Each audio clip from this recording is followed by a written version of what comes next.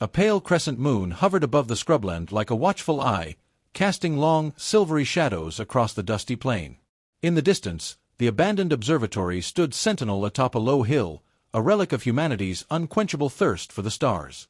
Tonight, it would bear witness to two lives converging across unimaginable gulfs. 16-year-old Amara Torres crouched in the tall, brittle grass at the base of the hill, her breath catching as she peered through binoculars. Several nights ago, streaks of strange light flickered across the southern horizon. No shooting star, these were too deliberate, precise. Amateurly dismissed by local news as atmospheric oddities, they beckoned Amara's boundless curiosity. She was drawn by an instinct she could neither name nor resist. "Come on," she whispered, heart hammering. "Show yourself." The grass rustled. Her pulse thundered in her ears. Holding the binoculars so tight her knuckles turned white, she raised them and froze. A shape detached itself from the sky's glimmer, gliding silently toward the observatory. A slender body, tall and luminous, trailing silver tendrils of light like a living comet. That's no plane," she stammered, dropping the binoculars. It landed with ghostly softness atop the hill, bending the corroded metal railing so lightly it might have been a leaf settling in the wind. Amara's instincts warred, dread and wonder wrestling within her. Then a door-like panel slid open on the craft's underside, revealing a dim, pulsating glow.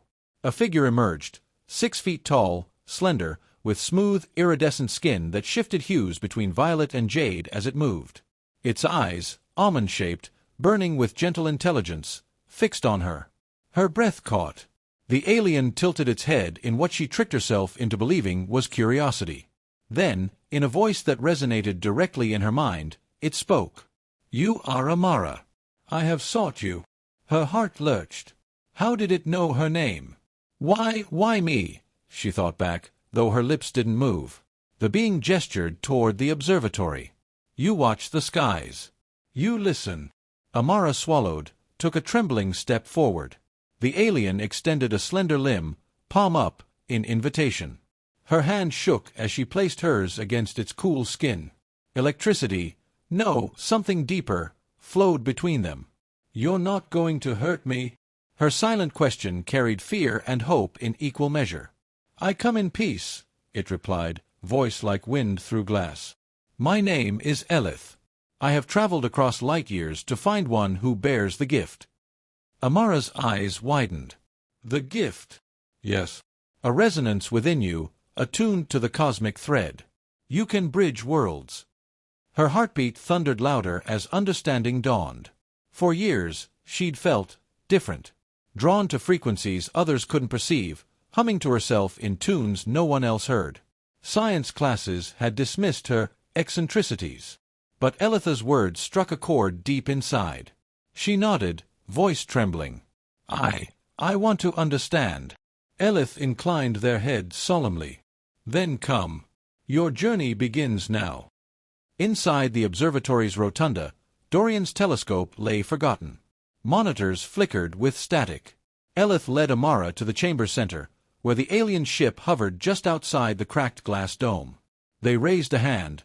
The glass melted away like mist, forging a seamless portal. Amara hesitated only a moment. Memories of lonely nights, stargazing, yearning for something beyond Earth, propelled her forward. She stepped onto the landing ramp. Elyth followed, silent and patient. The interior was breathtaking, corridors of gently undulating walls, lit from within by threads of living light.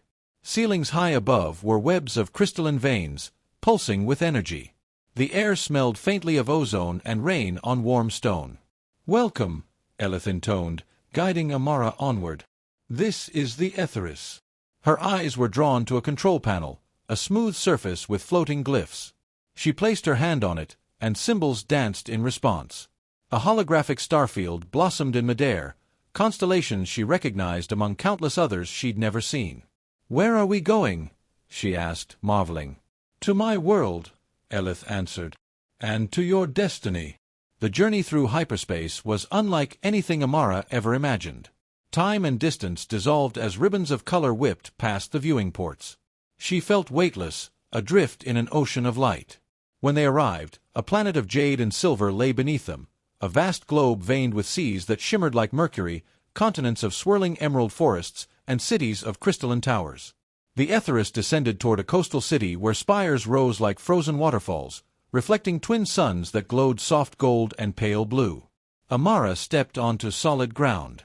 The air was rich with scents of alien blooms, fragrant, heady, electric. Elyth led her along cobblestone avenues lined with beings of varied shapes, some tall and willowy, others squat and crustaceous, all moving with purpose. Children flitted by, giggling in a choral language that sounded like wind chimes.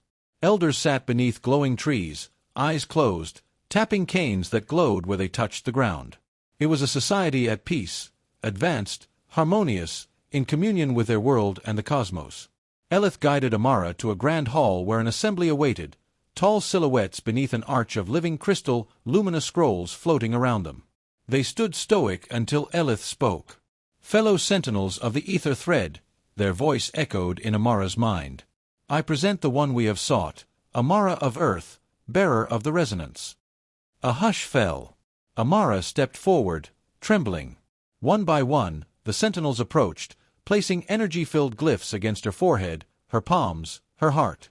Each transferred knowledge, floods of images, sensations, understanding bursting in her mind. She saw the thread that binds all life, to planets, stars, living beings, consciousness itself. She felt the pulse of galaxies, the heartbeat of nebulae. She understood that her gift was not magic but a quantum attunement, rare among humans, that could weave worlds together. Knowledge overwhelmed her until Elyth gently guided her back, eyes compassionate. "Rest now," they said. "Tomorrow, our trials begin."